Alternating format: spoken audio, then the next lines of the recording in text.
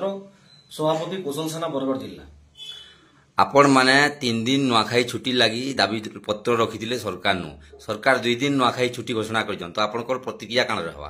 देखुन याते राजस्व प्रशमन विभाग रो जे सचिव अछन से नुआखाई बासी दिन के छुट्टी घोषणा कर देले। इटा देखबा बेला हमर आंदोलन रो जीत है। आमे जे 3 दिन लगे 3 दिन छुट्टी ले आंदोलन करथुनु इटा गुटे प्रकार जीत है। राज्य सरकार देखला जे जदि मुई छुट्टी न दिमे बेला विपर्यय विभाग छुट्टी जारी करजे। मतलब कौशल सेना आंदोलन जदि दाबी न मानले फेन गुटे विपर्यय पश्चिम ओडिसा रे सृष्टि हेबा। सेथि डरे सेमान नुआखाई बासी दिन के छुट्टी देजो। सेति लगे हम सरकार के स्वागत करजु, किंतु सरकार के ई जगह रे मु चेतावनी दूजे जे नुआखाई छुट्टी एबा थोड़ा 3 दिन ओडिसा राज्य छुट्टी कैलेंडर रे दरकार।